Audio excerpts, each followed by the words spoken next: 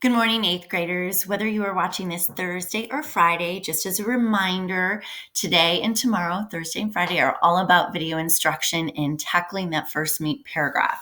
So no later than Friday at midnight, you should have completed and submitted your first MEAT paragraph. And yes, only your first MEAT paragraph. That is a change. So we're going to tackle that language associated with MEAT paragraph writing. We should be able to name, define, and explain those sentences. We're also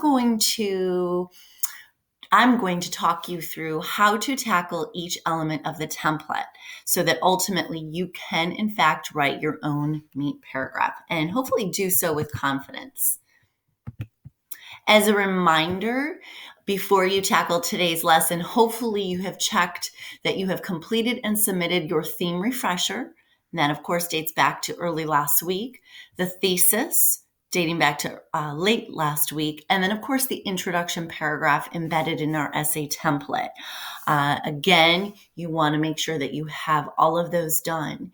You also want to make sure that you have accessed your annotations within your novel. You have provided 2 categories in your thesis. We're going to need the first of those today. You should have at least 2 passages that support your theme. You need to be able to explain those passages while also connecting them back to the theme. I've had students who've had to go back into their books to find new passages. I've also had students reach out to me to express how much difficulty they were having to find passages that actually support the theme. That's where ultimately I think many students have actually chosen to change their theme and know that that is an option. Wanted to do some shout outs. While I won't read them to you, we have some amazing student created introductions here. As always, if for some reason yours isn't here, no, that does not mean you didn't do a great job. It might mean that yours was just very similar to one that was already here. It might also mean that maybe you were missing something or maybe some tweaking was still needed. But every single one of these introductions has all of the key criteria, from a strong lead, whether it's a quote or reaching out to our reader, trying to describe what may be encountered in the text. We have a bridge. This is that connecting sentence while also establishing a context for the reader. And then we all of these have a strong thesis statement. This is the first time in the introduction that the book title and author are provided, the annotation categories, as well as the theme. So if you know you're struggling with any of these sentences, please refer to these examples. They might be able to help you. Today, as we write our MEAT paragraph, we have to understand that there is, in fact, a formula. And looking up here, we have the MEAEAT acronym. And that's because we are going to have 2 pieces of evidence.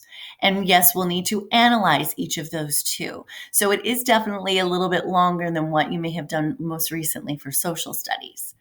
That M, or that topic sentence, that is only worth 10% of the entire paragraph. We're going to start with a transition. We're going to identify that first annotation category, and we're also going to reference the theme in some new way. It may not be the entire theme that you just provided in the thesis. It may be a word or 2 going back to it. 40% of this paragraph should be your evidence. This is where you're setting up your evidence with a transition. You're identifying who is speaking. If it is in fact dialogue, you're providing that word for word passage right out of the text. Remember that the longer your evidence is, the longer your analysis will be. If you have a really difficult time analyzing a single passage, it might be that you don't have enough there. So you want to maybe go back and provide more of that passage or select a different passage that has more meat to it. Don't forget, we're going to include the page number either in the setup, which we'll look at in a moment, or in the form of a citation. The analysis is also worth 40%. So 40% of each of your body paragraphs should really be the analysis. You really digging in and making sense of that passage. Yet again, you're going to use a transition to shift.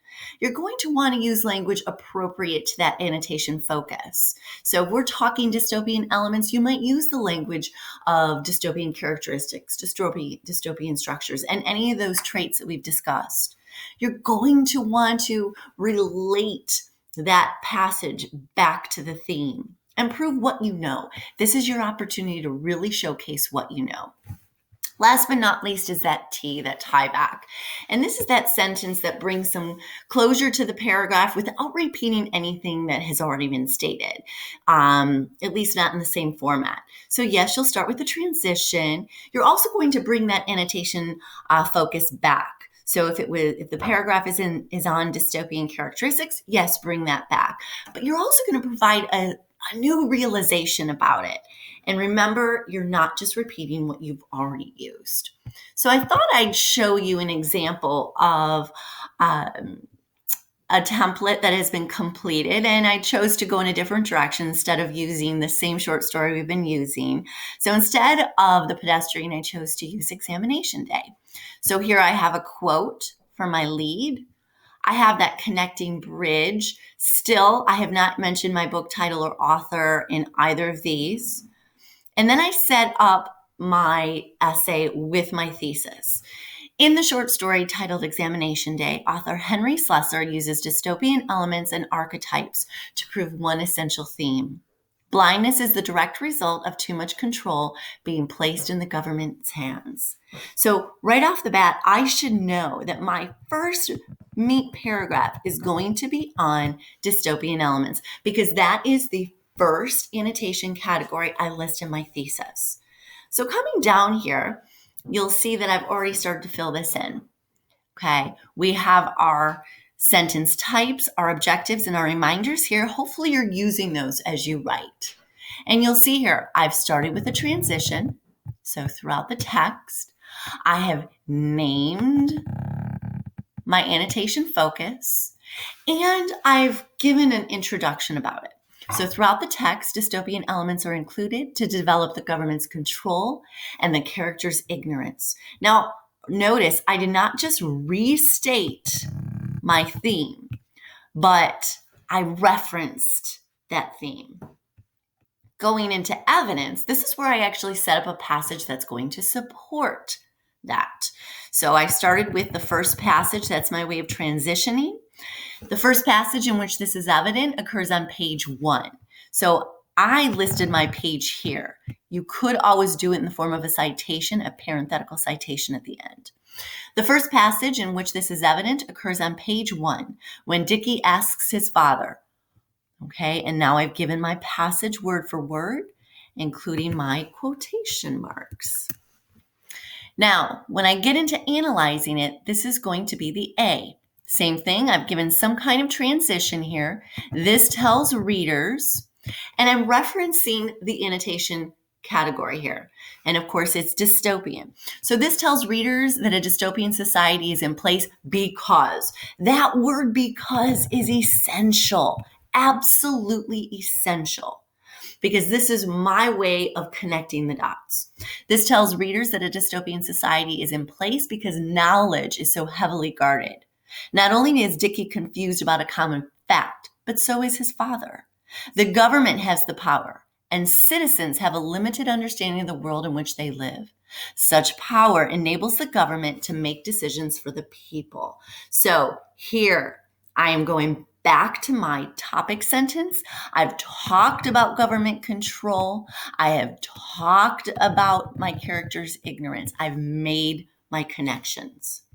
Moving on, I have yet again a transition.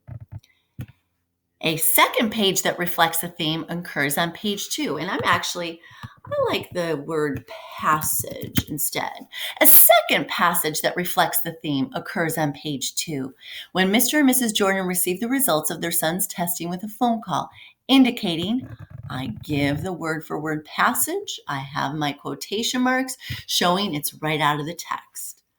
Going on to analysis, I transition in some way. This second passage clearly exhibits dystopian elements. Okay, so I'm referencing my annotation category again. And don't forget that word because. because citizens' lives are decided by regulations. One such regulation is having a limited intelligence quotient, and Dickey's is too high, resulting in his immediate death. Yet again, the government has the power, and citizens are not able to question the test issued to 12-year-old children, let alone test results. So yet again, I've referenced what I mentioned in my topic sentence: government, but also citizens. Last but not least is the tieback. And I'm going to be honest with you, this is a hard sentence to write. This is where you're providing that aha while also bringing that particular paragraph to a close. I do have a transition. Ultimately, the usage of dystopian elements validates the blindness citizens experience at the expense of their own lives. Throughout the text, dystopian elements are included. Yeah, I'm going to take that out. You know what? I'm just repeating information I already said. A single sentence is all I need. One that, again, brings a new aha to my essay, but one that also connects the theme and annotation. So again, transition.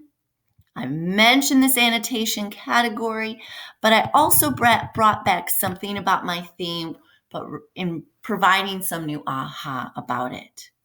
This is what you guys are doing today. So when we go back to our big screen, we come to our reminders of what to do today. We're going to access that essay template. We're going to also review the score and feedback earned on that introduction.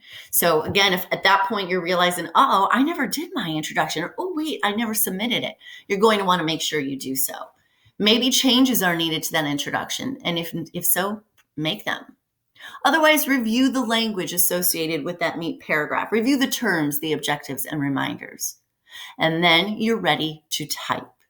Review your work, comparing what you have typed with the reminders. Keep in mind, you will earn academic credit for this paragraph. And then, yes, submit it no later than tomorrow, Friday at midnight. Because we don't have a Google Meet, please feel free to email me. It might be a question I can answer right then and there, but it also might be a question that you may want to jump on a Google Meet with me to address. I'm here to help. I know you guys are going to do a great job. Happy writing.